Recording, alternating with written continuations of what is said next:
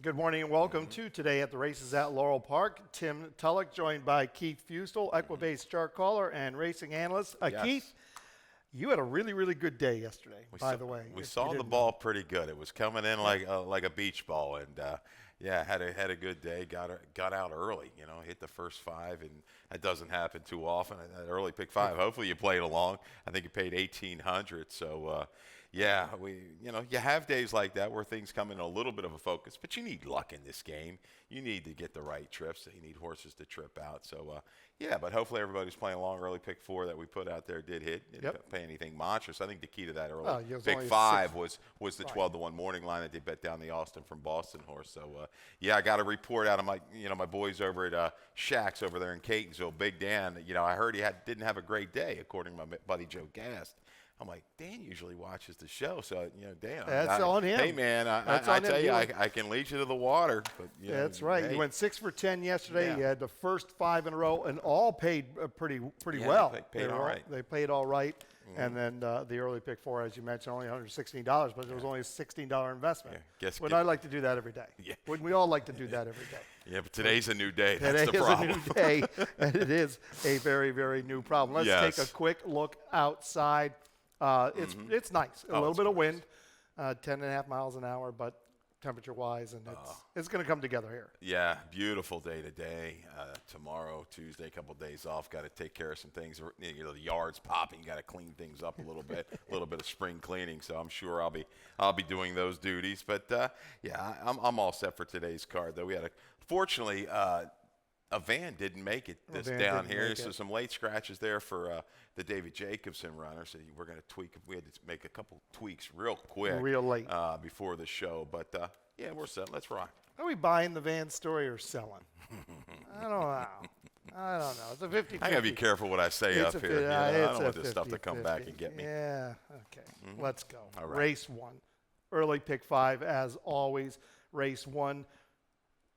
3-year-old fillies and mares, 3-year-olds and up. 12.5 is the claiming price. 9 winners, the 2 lifetime, going a mile and is 16th. We're going to start with your top pick. This is the 6, Nanny, 10-1 on the morning line. We're going to go to a video from March 30th. We're going to pick this up the first quarter of the start in the first quarter of the line. Yeah, and it was not a good break whatsoever. Awkward break, some contact, and then rushing up. I mean, giving no breather right here.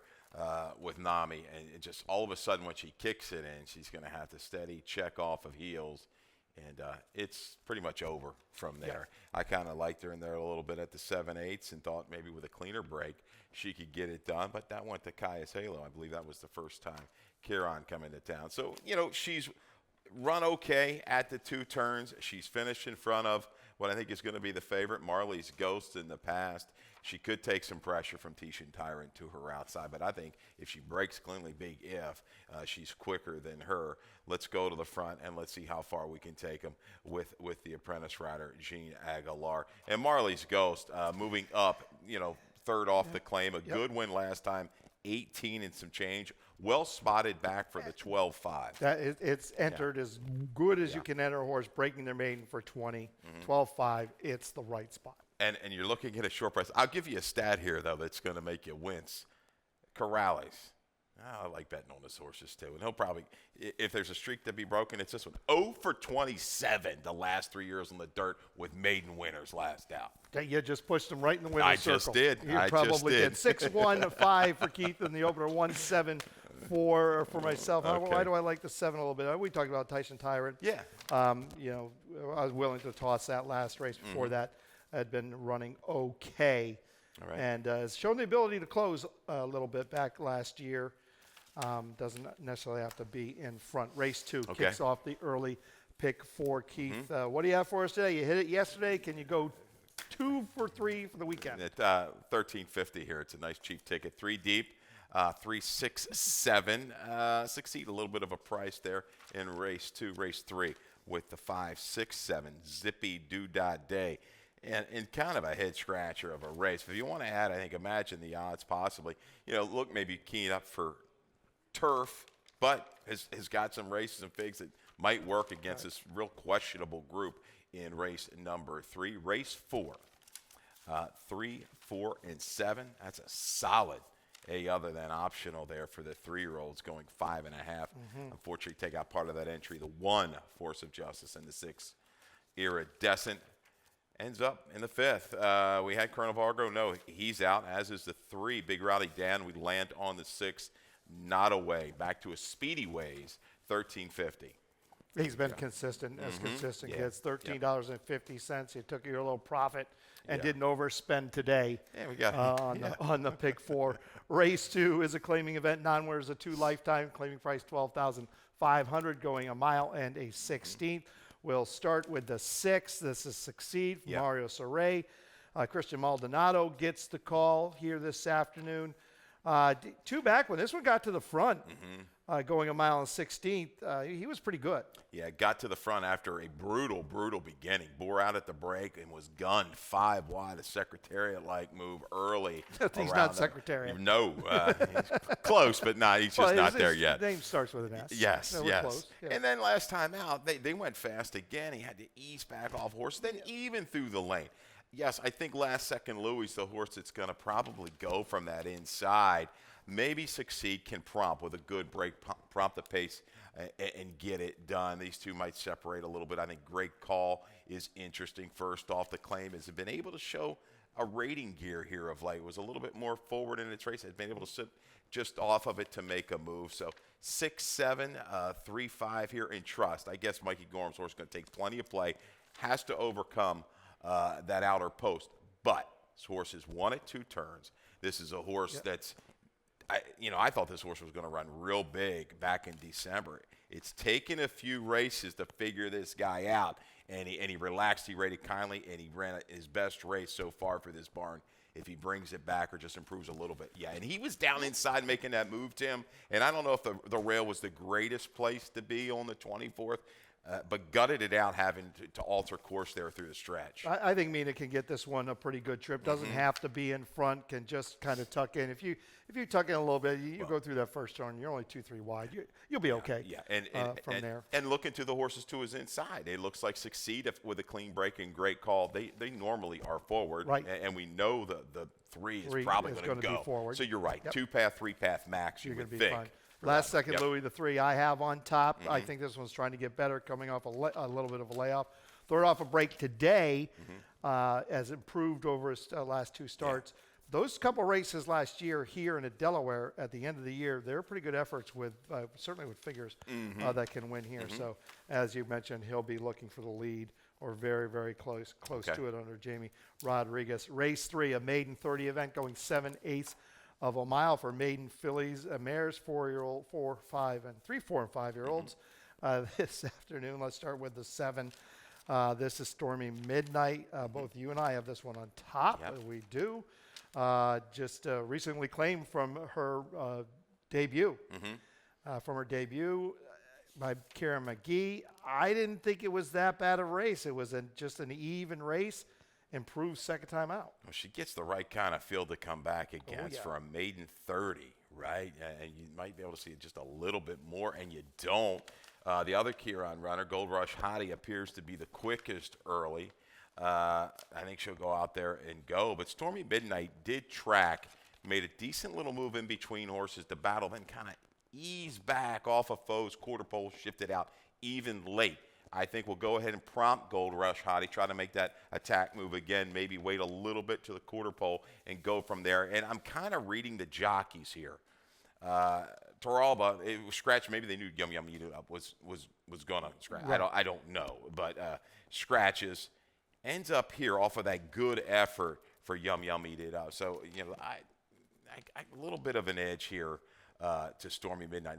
Talking again, Kieran, his game has not been claiming maiden claimers, first off the claim, 1 for 23 the last couple of years. It's just not it.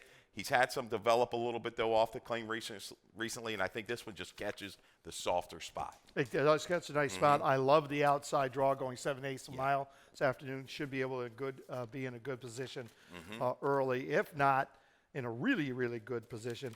Sharp work since that last race, and we know Kieran's pretty good off the claim. We talked about Gold Rush Hottie. What about the 1 City Kiss? This one's a little interesting to me. I would have preferred not be on the 1 hole. I mean, bad figure, but again, just a consistent race, stepping up a little bit. Could benefit from the debut. A little bit of a chaser again, I believe, in here, because I don't think she's as quick as these horses to the outside. See if she can stay. Imagine the odds. Fresh, can bring a finish at least, and that's what all you might need. But I think maybe they're kind of using this waiver, waiting for the turf. Yeah, I think this is just a turf prep. When you look at her dirt races, she did run the one decent race last March on the main track, going a mile, but she clearly looks on form that she wants the grass. And I think Katie's probably just giving this one. And if she gets a piece, she's capable of getting a piece, maybe more. Sure, the 5 as well. I've got maybe if you're reaching a little bit for the price, you just don't want to invest a lot in this race because it's a bit of a hard to trust anything. But you look at this race, called a sloppy track in debut, a zippy dude out of this horse. Yep. Urged 4 to 5 wide and a little big green.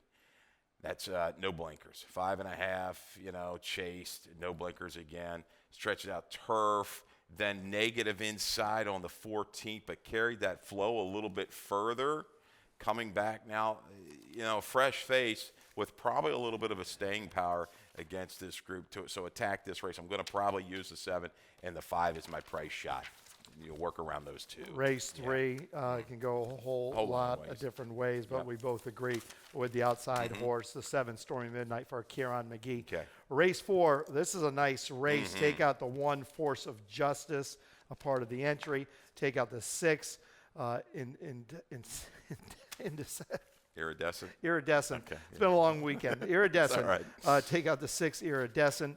Somewhere alongside Route 95. 5.5 furlongs for 3-year-olds which never won a race other than Maiden Claimer's starter. Okay. We're going to start with your top pick, and that is the 4, Play Harder. And we're going to go to a video that includes the 4, Play Harder, and the 3, Catahoula Moon in their last start on March 23rd. Yeah, this was a value play harder for us off of a little bit of a break. That debut was strong, multiple runs, and made a couple runs in the return try here, stepping up the maiden 30 and was in for the waiver this day. So if you're looking at the racing form PPs, this horse was in for the waiver due to the break, due to the layoff, and started and stopped and just got the better. Catahoula Moon was in full flight. This one worked outward for some room and was just dead game, not to be denied. Now 2 for 2, Play Harder. 5.5, we're shortening up a little bit. Has speed. It's got to break a little bit better than what he's been doing, but has that speed to kind of get in position and fight. I'm just worried about Catahoula Moon a little bit, shortening up the traffic issues. He doesn't quite have the early speed of some of these, but, if he works a clean trip, he certainly can bring a finish. I like your top selection as well. I think Patinga's Twin, those blinkers went on last time, and I watched that rerun again. Granted, the field wasn't super strong, but he did what he was supposed to do. He was powerful the last 3/16 of a mile. Yeah. Play Harder, I like that race. I think he had to work really, really hard off that layoff. I think the bounce could be in play here a little bit, coming in off such a big effort. First time off the layoff. It was a big race. Can't take anything away from him. Absolutely right, Catahoula Moon. I mean, you get fan 7 wide in that race, and it can find some trouble because of his racing style. He needs to figure out a clean trip. And I agree, Pendergast Twin, that was a big race. Blinkers went on. And first time against winners, which isn't always my favorite, but this is a colt that hasn't run a bad race. And what would Quince Brew be in this race? Exactly. Probably 4 to 5 again. Came back and ran a 90 when facing winners for the first time, and this horse was good at 6 furlongs, and like I say, a 5.5. Showed 2 little runs too, Tim. The blinkers went on this horse, broke sharply, was content just go ahead, rated back, worked outside the leader, attacked, and just the stride got better. Every stride that last eighth of a mile. Yeah, bigger horse. I think he'll be relaxed just off the speed, just outside. Yep. We're going to take a little break right now. When we come back, we'll talk about the second half of our card. And they're off.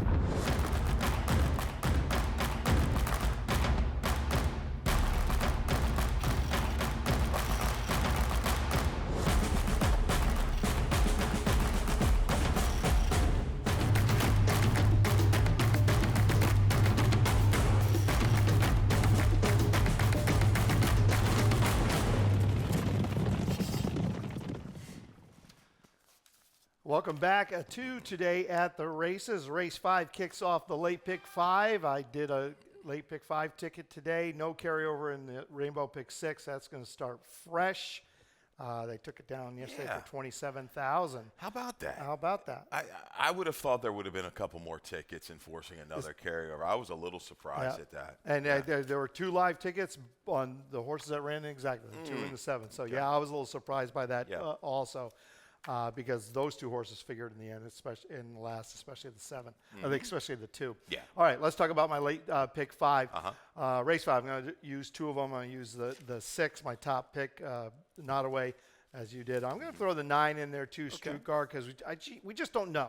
The best race can win this race here today. Come off a layoff, new barn, a barn change. So I'm gonna just cover my bases there a little bit. Race 6 using the 1, the 4, and the 8. The 8 is my top pick, my price play of the day. That is horse for Mr. Campbell, formal order, 10-1 on the line. Race 7, I'm going to single on Shady Money. Just looks really good in this race. All the right things, second off a layoff, and getting back here to Laurel Park where he's been very, very good. Race 8, I'm going to use the 2, the 5, and the 7. That's a nice third-level allowance race. And the 7 is my top pick there. Funny How coming in from New York. And Katie Davis is going to make her return to her old stomping grounds. Race 9, 1, 4, and 6. I was only going to use the 4 and 6, but then Pentatonic, a sneaky good guy, come in here with a horse like this and do just fine. So there you have a $27 ticket on the late pick 5. All right. Race 5 is a starter allowance going 3/4 of a mile for 3-year-olds and up. And we're going to start with the 6. You and I both have the 6 on top. Scratch the 3, Big Rowdy Dan. And was there another? Yeah, that 4, Colonel Vargo. 4, the Colonel Jacobson Vargo. horse. Yeah. Yes. It was going to be the favorite, probably Gonna a be the strong favorite at that. Yes. At least favoritism, I So, believe, right now to Nottoway. The 6 is not away. That was the only place to go. 14-time winner. He's been in really, really good form, going all the way back to last September. Yeah, I mean, you look at this horse. He's been able to do it either way. Recently, his last couple back to the one we were really kind of familiar with. Out with that speed, early burst the comment. So with main speeds to his inside with a sharper break, and if he has that burst in the first 1/8 of a mile, J-Rod can just kind of gauge everything and then go from there. So he is, as you said, he's just maintaining form. If he separates around the turn, he definitely, I think, could be gone against this group. I do a little bit of a price with the 7, Hemp. Last race, just a little bit flat against a good group at sloppy track. Comes back to a fast track, right there. Yep. Be able to beat Heldish, who came back and ran big against a good group. So I think Hemp has the ability for Barbosa, Brandon McFarland to drop in a little bit. If there is a battle up front, this one should bring a finish along with your top selection, Struger. I think this horse wants to be a little further back. Was kind of forced into the issue early last time. A little freshening here coming off the claim. Yeah, the best thing, the question with Struger is, Barn change. Barn change, a bit of a break. Does have 3 works since then.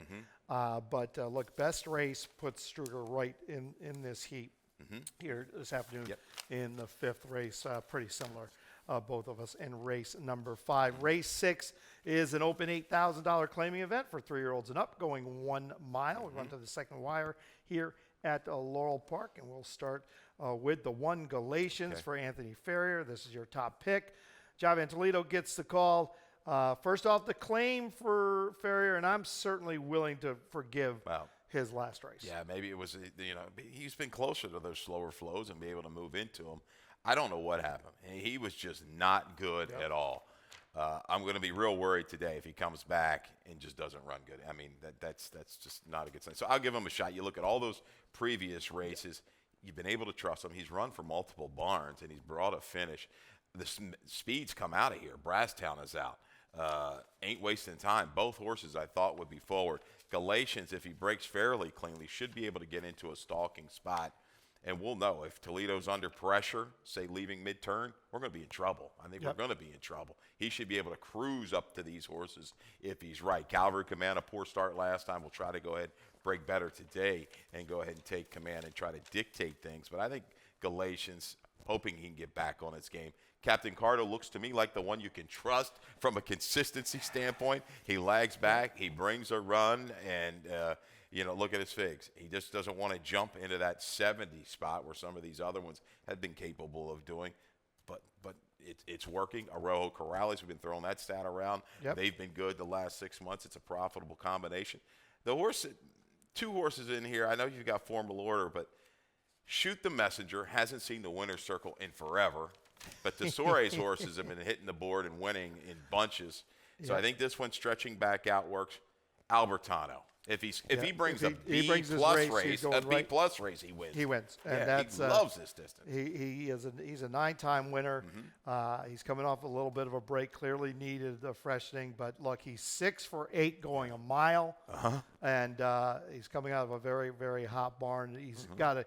He's got something you don't always see from a Kira McGee trained horse. He comes in here with a good, solid work tap starting in the first week of January, and working, and finishes up with a strong 5/8 work on March 30th. So, I mean, at the end of the day, he could be the horse to beat. Yeah, I mean, again, a mile is not the easiest race, but that's his game. He's comfortable with this distance, and he had never had a break. I went all the way back on his PPs. There's no break whatsoever, so a deserved little rest there for Albertano. Your top selection, formal order. I would think you'd maybe want a little bit more speed, contentious pace up top. I don't know if we're going to quite get it, but he hasn't run bad, and coming back for a tag could work. Nope, hasn't run bad at all. Got a couple races where figures going around the ground. That mile and 16th, a win going a mile over a muddy track 2 starts ago. Going to have to do a little bit better, but I figure I'd take a shot there. So there are certainly some questions. Race 7. Okay. First level allowance race, State Breds going a mile, and we are going to start with our top pick.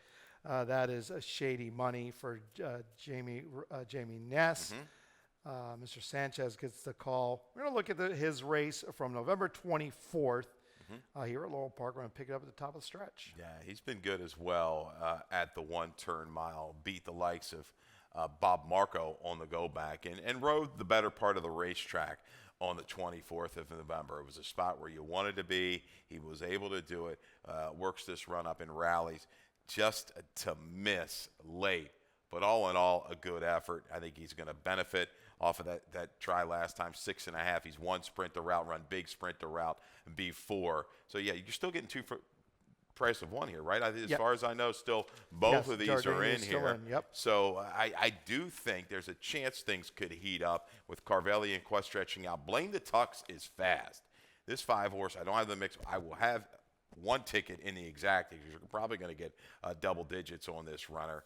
Coming back, 2nd time Lasix, off a little bit of a break. Look at the company. And this is a 3-year-old that's holding good form and now going against old. I still think this horse has got a little shot to go a long way. If the 6 lets him go ahead and clear and relax, watch out. That one-way traffic, Point Doom, horses that figure for me. So I go Shady Money as well. I think this one, gets that first run. It's definitely a little bit quicker than Giordani, the other part of the entry. I go 1, 6, 3-2 Trombetta, moving Carvelli and Quest back in for the tag. A little protect move for a barn. Tromby the last 30 days, 10 for 33, 30%. He's been winning all over the place. 19 to 33 in the money with a positive ROI. And I kind of compare this horse to Most Perfect, a horse that kind of got good in those claimers, and he stepped up and ran a couple good races. And you go back, he's got a big number going back sprinting and at 1 mile and 70. So maybe things are kind of clicking right now for Carvelli and Quest. And the barn's been getting a little warmer. But I agree, Shady Money. I mean, just everything. Second off the layoff, Ness is very good. Sprint to route, Ness is very good. And this is a horse that loves it here at Laurel Park. 6 wins here at Laurel Park. We'll touch on Porch Swing real quick. Yeah, we both got this one into the mix. And he looks to be an improved type. Got no flow to go into last time, but stayed around, kept on going. That comment ran on. I like that. So, yeah, if you do see things develop up front, Porch Swing looks like he's ready to make 1 more jump figure-wise. 2 for 2 at the distance. Porch Swing, a win right here at Laurel in February. It was against Softer, but a good-looking win and did it pretty easily. Race 8, third level allowance race, 5.5 furlongs. This is a pretty nice race. We had a couple nice allowance races yesterday, too. Yeah. Our allowance races have been really, really good around here, and this is yet another one. We're going to start with your top pick, and that is the 5. Everyone loves Linda. First time off the claim for Linda Rice. She's about 25%. And this is a filly mare who she's pretty honest. She shows up. She's quick, and you've got to scratch a Pharaoh's heart, who I thought was going to be part of it with a better break, a fresh horse.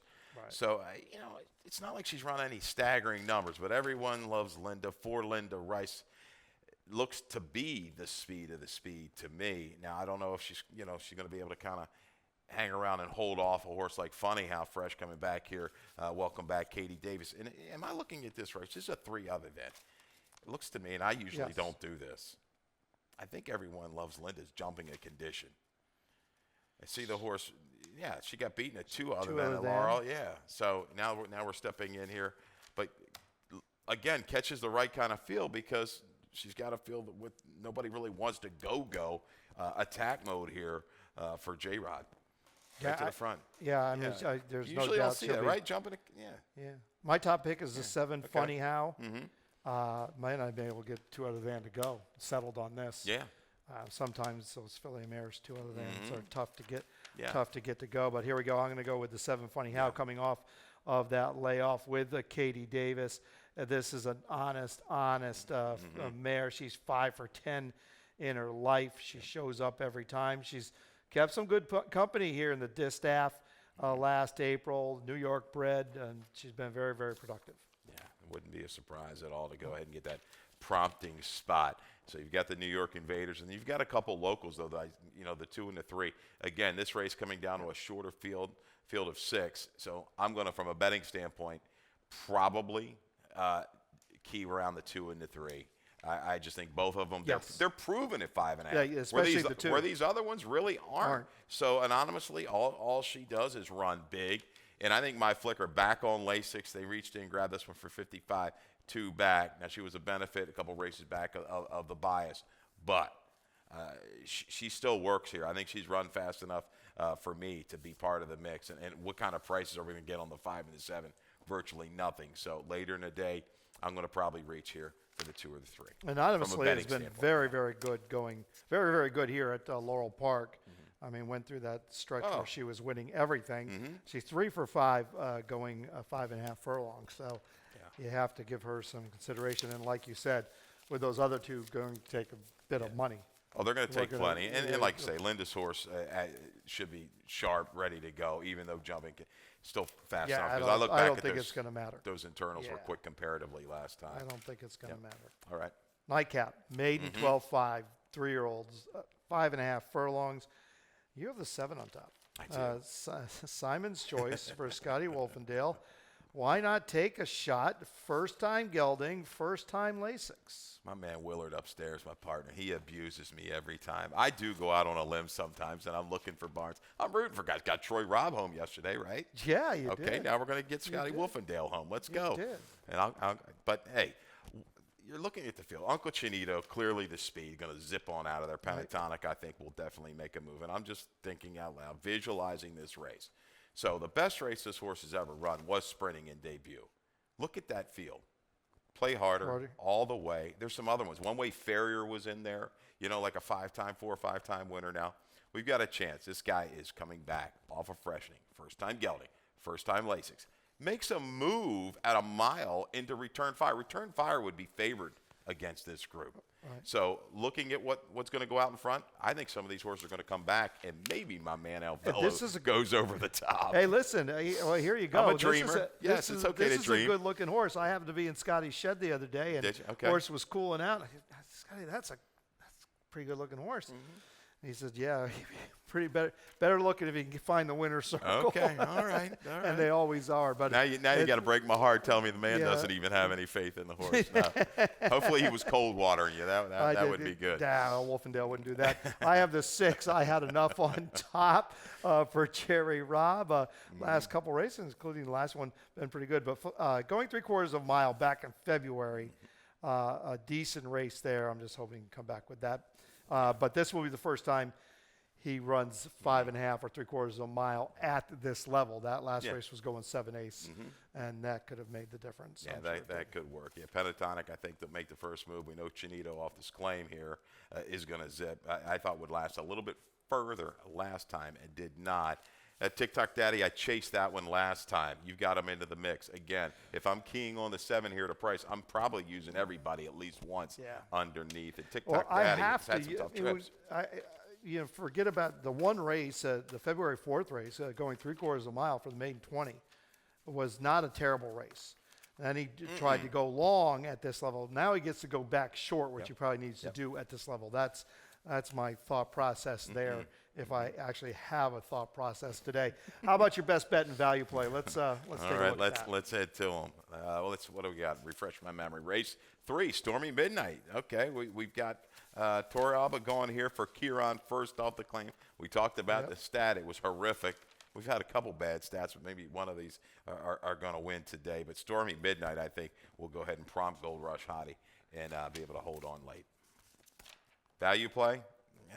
Nami, first race, we're going to try to start it out. Has to get away better than what she did last time. That was a terrible opening quarter. The start, a little awkward, a little bump, and then a check. I think she's the speed of the speed. And, Marley Sco's probably the horse to beat. Yeah, opening at 3-5 right now. Might hedge up a little bit off of that. There you go. That's going to do it for Keith and myself. It's been fun. I just come in every now and then. No, we're glad to have you, no doubt. I fade the stretch a little bit by the third day. You're like my man Terry Crowley up at the station. We sit there, and, one of the greatest hitters, pinch hitters, clutch hitters of all time. So, glad to have you come in and work with us. So it was fun. Keith is right there. Dave Rodman's up next with scratches and changes. Big basketball game today. If you happen to be out with us, Iowa, South Carolina, women's championship. Caitlin Clark. Yeah. It's good stuff. Go Hawks. See you later. All right. Good luck, everybody.